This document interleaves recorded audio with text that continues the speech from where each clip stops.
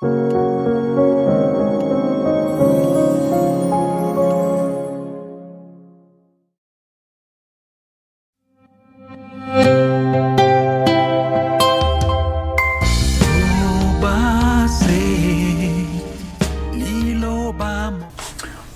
bandeko balandi ya les avertis na kati émission na biso ya les avertis, donc émission des avertis.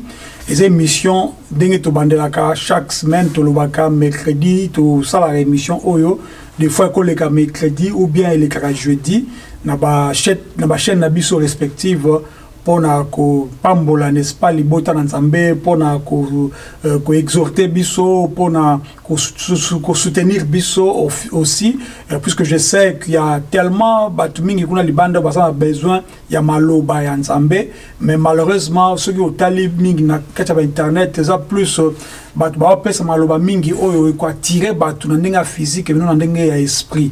Il y a beaucoup de fois tu as un message biso tu as un message souvent je vais dire oyo et ko toucher âme na yo, ko toucher esprit na yo, ce qui âme na yo esprit na yo et aller toucher et ko ça réellement donc retour na corps na yo. Yango moni même tant que tous autres makambo oyo et ça réellement par ce que le Seigneur nous donne chaque jour.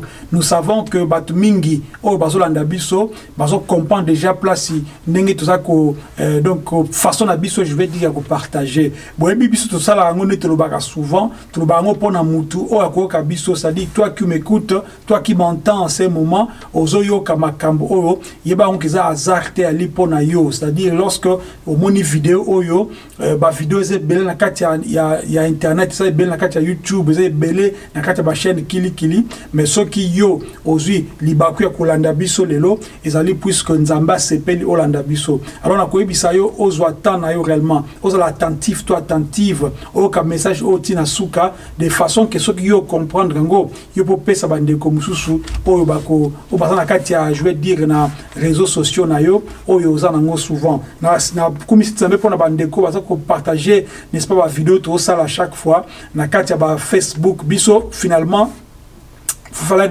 donner le bango boy officiellement biso donc to utiliser Facebook te tu utiliser mingi kaka YouTube ou ezali réseaux sociaux mais social ou to utiliser souvent pour na ko tia ba vidéo bomonaka et puis après tu utiliser site internet na biso ou aller lesavertis.net pour le moment ils en construction.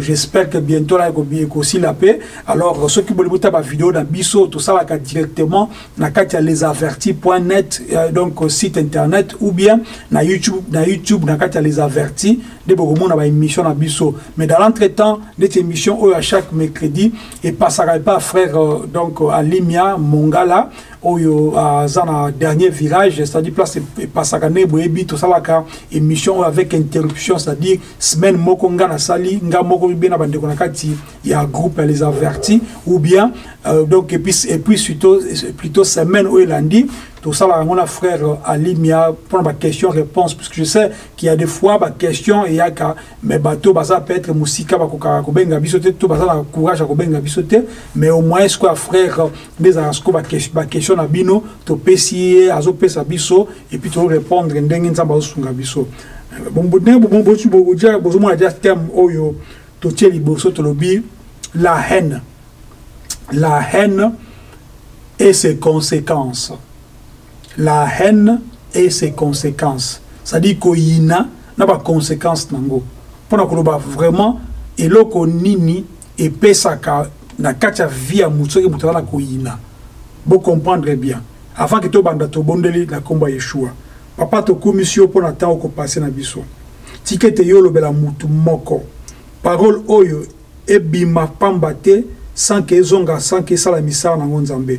Ya on a liko bebisa nyonso ali ya Mungu na Satana. Naliko bebisa makanisi nyonso ya mabe, naliko bebisa makanisi nyonso tu ya buzoba na kati ya mitu ya batu, naliko bebisa makanisi nyonso tu ya Satana ya ko distraire bana nzambe, naliko bebisa nyonso ali ya Mungu na Satana na kati ya bomo ya bana nzambe, naliko senga na o papa yo moko tambwisa biso afin que mission oyo ezala réellement un plus na kati ya bomo ya moko akolandanga ye Seigneur. Papa na sengi na yo esprit na yo kamba biso afin que na suka mutu nyonso alandi mission oyo azo quelque chose de ta part de tout ce qui bon combo na Yeshua. Amen.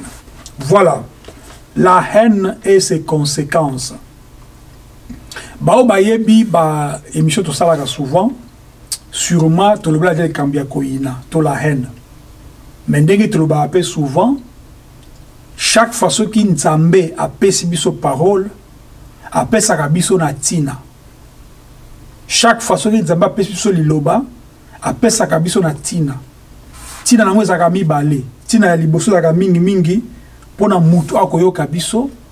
C'est-à-dire mutu o peut-être ayoka ki ototeaka donc précédemment tina ya bibale zali pona ko biso moko pe explication to pesa ke liboso nzambe a sali otobengaka actualisation nango, c'est-à-dire makambo peut-être ezanga ki na sima apesi biso lelo to continuer, et cela prouve aussi que non, l'esprit de Dieu œuvre ou bien travaille en nous.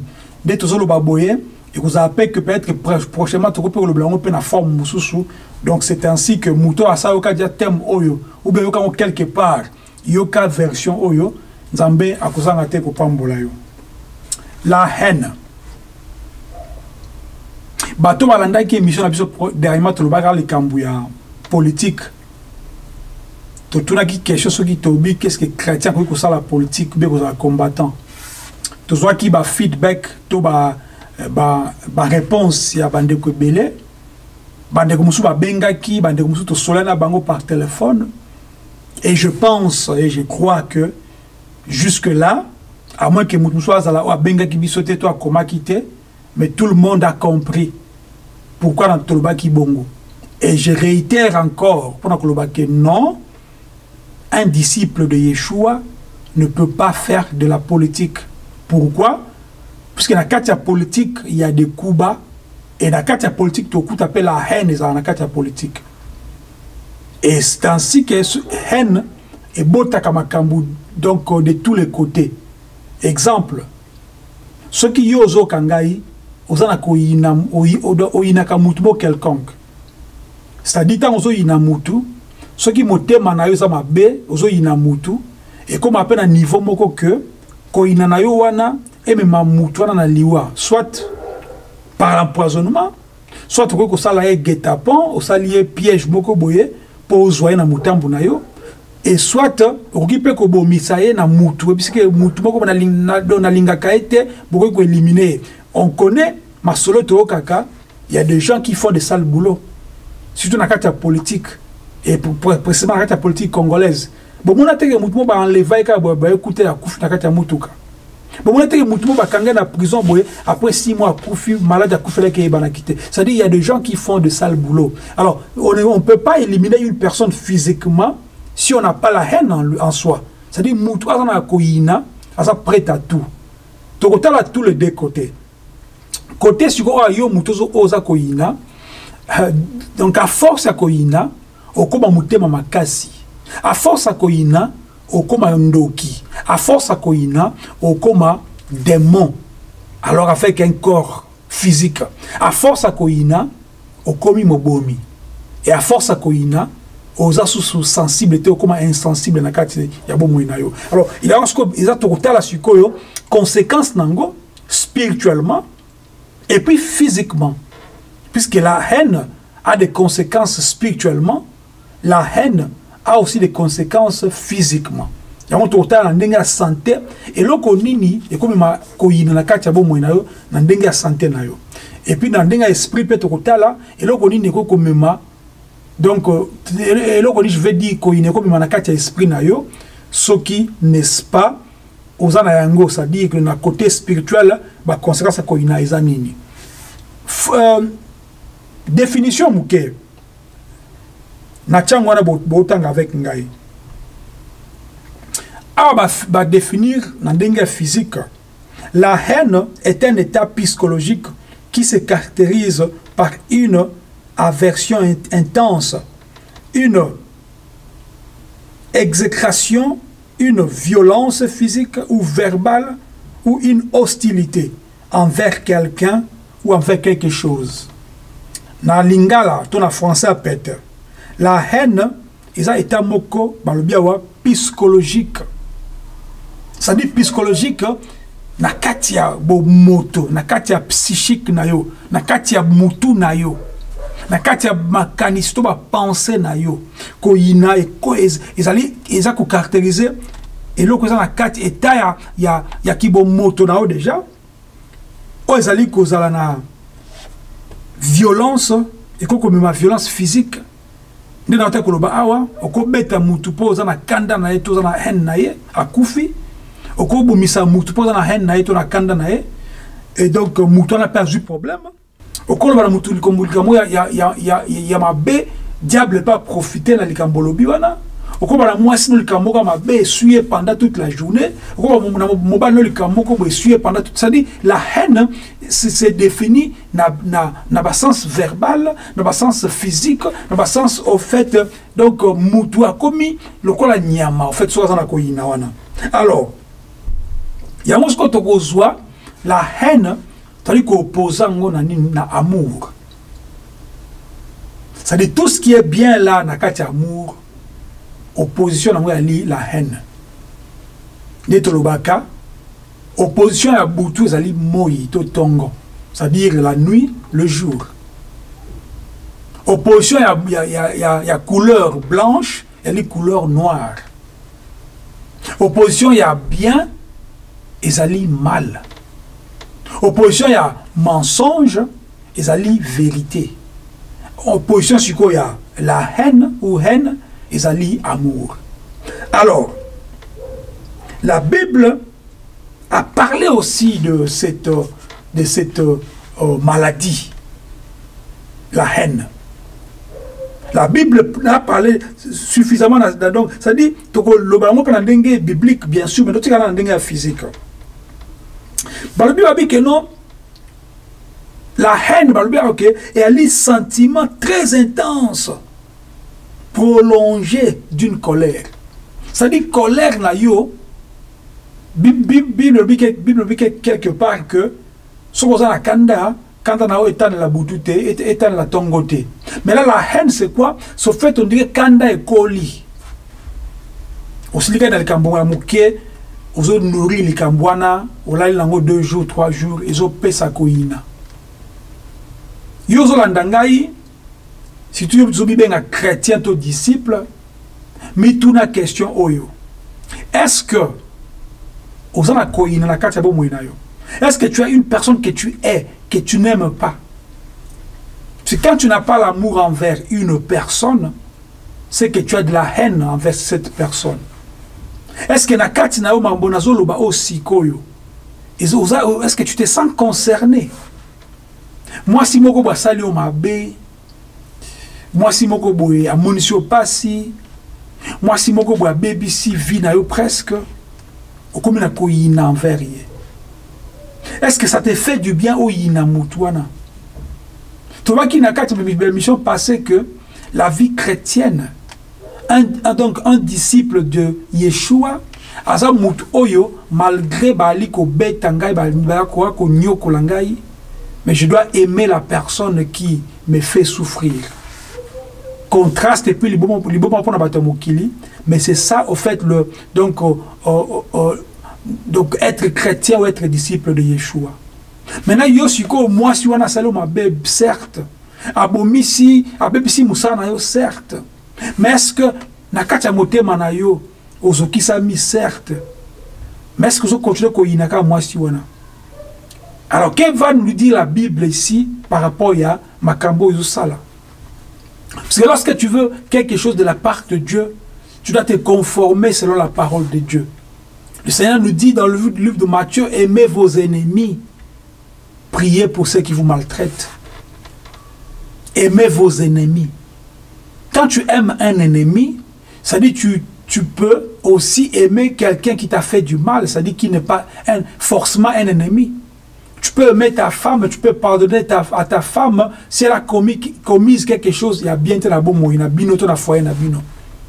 Tu peux pardonner à ton mari, à ton homme s'il a commis quelque chose, il y a bien la bon na bino, bien la foyer na bino.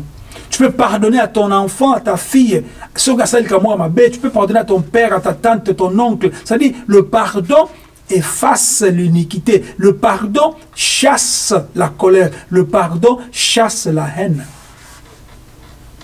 Si tu as de la haine, tu ne peux pas avoir de l'amour. Moi, j'ai toujours dit ceci. Le même cœur qui a de l'amour ne peut pas éprouver, n'est-ce pas, la haine ou bien de la haine. Il y a des gens comme ça, ils n'aiment pas les humains, mais ils aiment les animaux. Lorsqu'il y a quelque chose qui se passe, c'est pas Nyama, et ça n'y est pas si. C'est bizarre. Et pourtant, l'amour, la Bible nous dit qu'aimez vos prochains. Donc, aime ton prochain comme tu aimes, tu t'aimes toi-même. Il dit que non, prochain d'abord moutou, et puis après, s'il faut aimer les animaux, pourquoi pas, ce sont des créatures de Dieu. Moi, j'aime les animaux, mais j'aime les humains plus que les animaux. Il y a même des gens, tout comme solo, mais constituent dans l'Afrique. Azo kole sa mbwana e bien kole kabata musana na ndaku. Moi, Azaza Koulia Biloka bien, mais Moutomsana allait à Soso Moko, dans une famille, on a 7 personnes.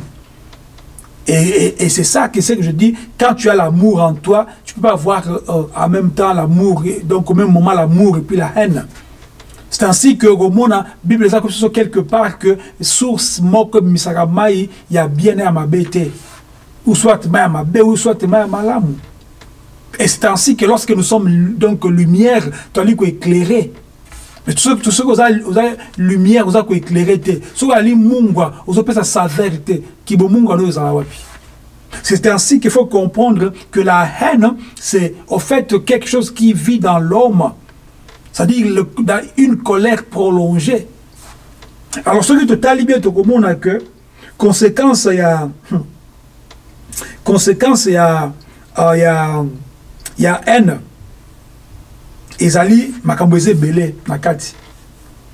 La partie physique, la spiritualité, n'a pas de temps qui verset biblique mon côté, c'est pour vous montrer seulement que des choses que nous voyons sur la terre, la Bible a tout prévu au fait. Si tu es vraiment une lectrice ou donc lecteur de la Bible, tu verras que au coma complet, même il y a vie. Même makambu sociétal au coma complet, même makambu ya ndaku familial au coma complet. Pourquoi? Puisque tout est prévu dans la Bible. Ce que batamukili bazwa sikoyo, n'est-ce pas? Ba bonne chose dans la Bible, ba comme ça ba loi te comment siko ba étude na bango. Ya ba ta ba sali ba étude ba moni que non, la haine produit des choses dans la bon ce qui n'est pas bien. Il y a des conséquences avant qu'il y ait même na façon na spiritualité. Conséquence, il y a haine, il y a la violence. Quelqu'un qui a de la haine, violence n'est qu'au la peine à Katinaï. Et moi, j'ai vu une fois, donc, Kala, un père qui na kanda, na violence, na haine, puisque moi, na iba qui est mongo, a eu béton, pas béton na moutou, à penser moutou. Na kanda wana, c'est-à-dire na niveau de violence est comme tellement intense que mutu alors qu'on se contrôler te batu balandaka message autopé ça ngana loba que na katia mutu kibonyama moko za na kachuana il y a plutôt une partie d'animal na katia kibomoto une partie animale na katia moto ce que mutu ce qui a na yesute mutu na kuma lokola animal c'est pourquoi to benga ba homme animal c'est-à-dire mutu aliko tamso na instinct ce qui a tomboki à saccager ndako même. Maintenant, la haine produit des genres de choses et produit sa violence et produit sa agressivité. Une personne qui est agressive, c'est une personne qui, lorsqu'au tumbolier, journée baby. C'est au tumbolier, journée baby. Il faut police ayabe moutmo fazoka. Moi, je connais des gens comme ça. Que ceux qui a siliki, il faut que moulangue pasuka. Ce que ça bongo yozolandangai, ce n'est pas un esprit de Dieu, ce sont des démons. Puisque en fait, tant au côté, ce qu'on a un niveau spirituel, nous comprenons makamboyo. Alors, on a un niveau physique, tout net le bien psychique, ils ont dit que conséquence il y a haine, naturellement, et pesa bakoswana. Il y a bitumba, il y a conflit donc inutile, il y a isolement même, c'est-à-dire tellement quand les cas qui m'a cassé, pas comme ko banga yo posa babi que no asa muté à ma bé, pas comme ko boya ko tambula na yo. Posa muté à ma bé. Être muté à ma bé, c'est ça avoir de la haine. Puisque le cœur, au fait, garde toutes ces choses-là et produit le caractère na kati ya bomoi na yo. C'est très dangereux, c'est très dangereux. Et yo moko po miyebi que ce que tomboki, il faut que la police aille. C'est pas un esprit de Dieu. Alors, il peut comme n'est-ce pas, la dépression, puisque la haine, ce qui est boti et niveau, moi, si moi, je ne pardonner jamais. Pourquoi? Puisque à Bota Libanda, ça dit tu as tellement de la haine. Bien sûr, ce n'est pas quelque chose à encourager, ceux qui mobile la salaki bongo, mais tu peux pardonner, même ceux qui auront prené, mais pardonner pour ta vie, monter manoise à la paix. On a parlé de la paix la fois passée. C'est une suite logique. Une personne que tu es, tu ne peux pas chercher la paix avec cette personne-là. Alors la paix,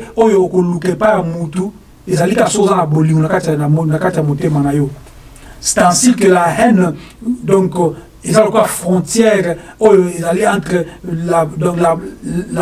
l'amour et la paix, au fait.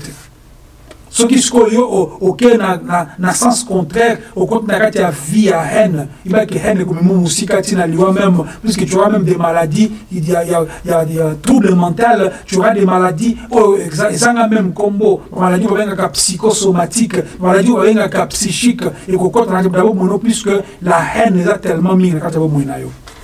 Alors, tout le c'est que la Bible nous dit alors. La Bible nous dit quoi par rapport à la haine? Premier verset. Celui qui dit qu'il est dans la lumière et qui est son frère est encore dans les ténèbres. 1 Jean 2, 9. Ce que l'obi yozo kangai chrétien ou bien disciple, au lobby que ozo na kati ya lumière, mais ozo yina bandeko na oto baninga na yo, yeba kozana na molili. C'est fort. C'est fort.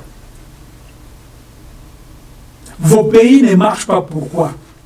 Puisqu'il y a de la haine. Vos familles ne marchent pas, ne prospèrent pas. Pourquoi? Puisqu'il y a de la haine. Ta vie ne marche pas. Pourquoi? Puisque tu as de la haine. Ton mariage ne marche pas. Pourquoi? Puisque tu as de la haine. Tes amitiés ne marchent pas. Pourquoi? Puisque tu as de la haine. C'est-à-dire la haine, au fait, c'est tu es en train donc tu es en train de mettre donc dans les ténèbres na kati ya bomoi na yo, les ténèbres na kati ya mosala na yo, les ténèbres na kati ya libota, les ténèbres na kati même ya pays na yo. Et que non, celui qui dit qu'il est dans la lumière et qu'il est son frère est encore dans les ténèbres. Lima na kati ya molili wana ndeko. Puisque so lima na kati ya molili wana okomona ke Paul et Koyela yo. Or, Paul, la lumière, c'est Yeshua. La lumière, c'est Yeshua. C'est lui qui, en fait, nous montre, oui, celui-là t'a fait du mal. Mais yo moko compter ma bé, yo moko sala pa nzambe. Combien de fois nzamba yina mutu? Surtout na ta grâce boye. Yeshua ndimi kozwa porter mikumba po yonga ina utobiki sama. Et le yoza obenga mwana nzambe, pourquoi? Puisque nzambe a sepeli na yo okoma mwana ye selon Jean 3, 16. Puisqu'on ndimi ko pardonner ma bénonion sur ça qui depuis ton enfance, depuis ta jeunesse, nzambe a pardonné ma bénayo sans pour autant que tout na yo pourquoi ça la kiango. Il t'a pardonné sans pour autant te poser des questions pourquoi. Et yo peut également ce que moi nzambe le frère. Il faudrait que vous pardonnez Bandeko. Tu pardonnes Mouta ou Astalé Omabé. C'est ainsi, une fois que non. Si tu te dis être dans la lumière, c'est-à-dire il y a beau solo, il y a un kolo, et que vous avez une abatu, c'est que vous avez un molili. C'est-à-dire, conséquence, il y a liboso, il y a haine. Il y a contexte, si tu as de la haine, tu es en train de rester dans les ténèbres. Oh, les ténèbres, c'est le mal. Les ténèbres, c'est le monde. Tu te dis chrétien, mais tu es mondain. Tu te dis chrétien, mais tu vis donc dans le mal. C'est la première conséquence donc, spirituelle. C'est-à-dire, il faut qu'on y ait tu n'as pas droit à mutu. Si tu es la personne, une personne, peu importe ce qu'il t'a fait, Et là, union sur Moutasala qui peu importe, limbisaye. Limbisaye. N'est-ce pas, Yeshua pouvait dire, Père, pardonne-leur, car ils ne savent ce qu'ils font. Yo lingi bate yo kano okoza libala amen okoza mbongo amen okoza mutuka amen non, toutes ces choses là vont rester sur la terre. Il y a même des gens qui ne prient pas. Toi tu penses que le petit fils il y a Carl Benz Mukolo Mercedes il va s'assembler la terre. Mais ma voiture est comme un familial. Comprenez un peu la marque d'une voiture comme un amour familial. Mais il ne prie pas. Et ça n'a rien à voir avec le bien de ce monde. La vie éternelle, le bien de ce monde, c'est quoi, poussière en fait. Tu vois, quand tu prends un habit, donc au long de poussière, au lieu et là-bas, poussière et tikali. Donc le bien de ce monde, c'est comme la poussière qui reste, de la poussière qui reste. Et l'habit, c'est ça, au fait, la vie de Dieu. C'est ça, la vie de Dieu. Ne mélange pas les choses, mon frère, ma soeur. Olimba teo makambo sala ka bien pour sepela omona ke winzamba linga plus websina que non na kozamuki la teka si moto, mais tu ne marches pas comme Dieu veut. Olingi otambola na ndenge na yo, comment veux-tu être mutu et non mokila? Iboka, c'est que la Bible dit encore. Quand tu as dans Lévitique, l'Ancien Testament. Lévitique chapitre 19, le Bible. Tu ne haïras point ton frère dans ton cœur. Tu auras soin de reprendre ton prochain, mais tu ne chargeras point d'un péché à cause de lui. Balobi dans Lévitique, nous allons voir ça bientôt même là, que celui qui est son frère, c'est un meurtrier, mobomi, assassin. Batou la vie, au second moutou, non, combien de fois batou il a c'est ça même tuer quelqu'un. Combien de gens que tu as déjà pensé dans moutou nayo? Là je rentre encore, je joue la parenthèse politique. Grâce à l'anda message moko politique, moutou alobi ke moutou na kufa ta kufa. C'est-à-dire tu es quelqu'un tellement que au souhaite à Koufa. Or, quand tu souhaites à quelqu'un la mort, c'est que tu as déjà tué. C'est-à-dire si tu as cette possibilité à Kobomae, c'est ainsi que ceux qui t'inquiètent, il y a Jean, 1 Jean, chapitre 2, verset 11, lui, oui.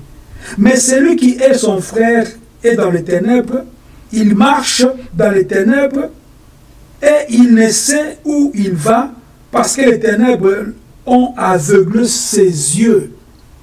C'est-à-dire, ce qu'on y a la lumière, c'est qu'on a la ténèbres. Mais ce qu'on va expliquer dans 1 Jean 2, 11, mais celui qui est son frère est dans les ténèbres, il marche dans les ténèbres et il ne sait où il va.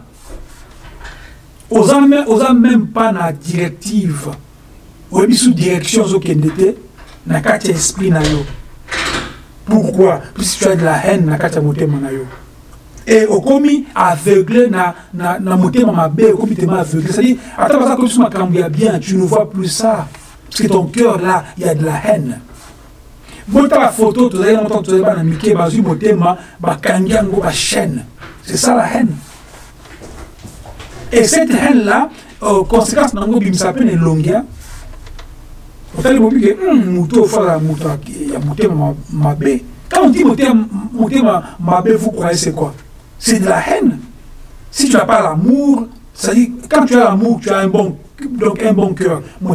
Donc malamu. Comme la haine, c'est en fait l'opposé de l'amour. C'est que si vous avez la haine, vous allez la motema mabe. Et ça reflète même la figure à Moutou. Moutou, alors, si ça, il voulait lire Isaac plus, bon, il y a quelque chose ici. Quand 1 Jean 4, bon, quand 1 Jean 4, 20, le dit, si quelqu'un dit j'aime Dieu et qu'il haïsse son frère, c'est un menteur. Car celui qui n'aime pas son frère qu'il voit, comment peut-il aimer Dieu qu'il ne voit pas? Donc, conséquence, il y a quoi? Il y a menteur. Or, le menteur n'hériteront point le royaume des cieux. C'est-à-dire, pourquoi? Parce que tu n'aimes pas ton prochain. Tu n'as pas droit à koyinaye, mes frères, mes bien-aimés, mes sœurs. C'est-à-dire, si quelqu'un dit, si quelqu'un dit j'aime Dieu et qu'il haïsse son frère, est un menteur ou menteuse. Car celui qui n'aime pas son frère, qu'il le voit, comment peut-il aimer Dieu qu'il ne voit pas? Dans le moment la qualité, la Bible nous dit que Dieu dit, dans Genèse, créons l'homme à notre image et à notre ressemblance. Et ce qui est mais quand tu vois la personne, quand tu vois une personne au Nzamba qui est là, c'est l'image de Dieu. Il faut que cela te rappelle pour dire que oui, Dieu avait dit que donc créons l'homme à notre image, à notre ressemblance. Tu me diras que oui, dans un esprit, l'esprit, tu ne vois pas ça, non? C'est-à-dire le corps que tu vois devant toi a une âme, a un esprit. Ok? C'est-à-dire ce que moni mutual libosono atasalo mabe ko inaete. Ce que yini conséquence à dire que non libosono osalo quoi mutual okuta. Or on est dans le lobby, les menteurs n'hériteront point le royaume des cieux. Ndeko bososola. Comprenez ces choses. 1 Jean chapitre 3 verset 15. Boka. Quiconque est son frère est un meurtrier.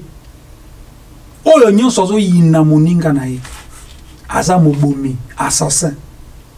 Et vous savez qu'aucun meurtrier n'a la vie éternelle demeurant en lui. Or, boyebi, mobomignon soana mutaza mobomi à cause de la vie éternelle. Donc, bref, conséquence, nous allons dire que non, ce qui osakoyina spirituellement, osa mobomi, or mobomi à côté de l'olate, donc résultat, so osakoyina au côté de l'olate. Bon, qu'est-ce que Romains nous dit, Romains 1, 29. Étant rempli de toute espèce d'injustice, de méchanceté, de cupidité, de malice, plein d'envie, de meurtre, de querelles, de ruses, de malignité, rapporteur, médisant, impie, arrogant, hautain, fanfaron, ingénieux, au mal, rebelles à leurs parents, pourvus d'intelligence, de loyauté, d'affection naturelle, de miséricorde. C'est-à-dire, ah ouais, tout le monde va étagner sur ma bé à moutou. Tant vous en avez haine envers parents, vous avez respecté. Tant vous en avez haine envers pays, vous avez respecté. Tant vous avez haine envers ton prochain, vous avez baigné sur lingi. Et tant que vous avez cupidité, vous avez haine au kabaté. Tant que vous avez malice, vous avez tendre piège dans moutou. Dès temps, vous avez rapporteur, comme il m'a tout songi au fait. Bande comment comprendre ma camboyo, puisque moi je pense que et donc on a sous le lobaboué muto ayokinga lelo message ou message moko évangélique, puisque biso tout la mission yakobenda bino et pas Yeshua, allez et faites de toutes les nations des disciples. Au contraire, la disciple comment ce qui m'a cambozo kamote. Vous avez disciple comment sur ma cambo zoyo kamote. Sans ça rien à quoi ça ma cambo zoyo ka déjà, mais au salarango kaka. Exemple balobi que no tika moyibi yo yiba kaka. Alors, so ngasko na yena biki tika moyibi peut-être qu'on comprendre te. Na tena tika ko yina. Or, ceux qui osana ko yina na kati na yo, c'est osana absence d'amour. Or, celui qui n'a pas l'amour, il peut tout faire. Puisque koyiba, c'est aussi le manque d'amour. Quand tu voles quelqu'un, oyibi mbonga mout, c'est osana bolingote. Combien de gens mon ambong koyi muto koyi simbong na misu na e, oja mo po bombiamo. Boza bozo kangai. Sur ça, je sais qu'en toi, il n'y a pas l'amour. Ne me dis pas que non, moi, je n'ai pas de la haine. Oui, la haine, c'est quoi? La haine, c'est l'absence de l'amour. Or, tout geste que tu fais ou tu feras, ce qu'ils ont rencontré, n'est-ce pas, c'est que c'est la haine qui est en toi. Pourquoi? Puisque la haine, tant que la haine restera, n'est-ce pas, l'opposé ou n'est-ce pas le contraire d'amour. Tout ce que tu feras, c'est le contraire d'amour. Donc, tous on a compte il y a haine. Message ou interpellé Moutoumoko. Question Zali, tout n'a pas comme d'habitude, depuis tous angate, n'est-ce pas qu'on répond Nabino. Jusque-là, naebi que bandeko mingi, bazo munaja, makamoto loba, au bâton na misala, ba résultat na kacha ya bomo ina bango. Puisque Dieu a envoyé sa parole pour parole là et guérir batume mingi pour parole et pèse à l'obi qu'au fait. Nzambatini parole pour parole là et délivrer, c'est ce que je voulais dire. C'est-à-dire que la parole que tu viens d'écouter, et ça nini, et pèse à délivrance na kata bomo ina yo. So ça na haine na kata bomo ina ondeko, longola haine. Muto o asala ki o mabe, kaka ndenge tuzo sala boy. So to si mission oyo, zwa téléphone, so comme ita sala ngo lobby, benga muto na yebisa yeke na o limbisa na mabenyo so sala ki yo. O mona ke kaye tombe na misu na yo, o mona ke libanga eko kwea na motema na yo. Pourquoi? Puisque o kozasko kimia na kata bomo ina yo. Alors à ce moment, tant qu'on semble pas Nzambe, Nzamba koyo ka prière na yo. Puisque des fois nos prières ne sont pas exaucées. Pourquoi? Puisque nous avons des problèmes avec des gens. Ok, so nous allons kamuna mutu et bongi au katango lelo. Est-ce que tu as un problème avec une personne? Est-ce que tu as un problème contre une personne? Est-ce que tu as une dent contre une personne? Est-ce que tu as fait quelque chose que tu penses que mouton na soki au moni boko fidata kingo? Est-ce que tu as des choses comme ça na kata bomo na yo? Ce que zalib ndeko na sengio na kombo na Yeshua na bolingo na nkolo kanisa masumu yo sala na kati ya kobata masangi bat bayeba. Nzamba limbisa na yango. Nkola sa abino grâce boza na bomoko et puis na bonzambe ezala ya lokuta te beza vraiment na kati ya mitema na biso na komba Yeshua nde tolobi. Amen. Et puis à la prochaine pour une autre émission. Il y a les avertis na kati ya les avertis kula pambo la biso nyonso. Shalom.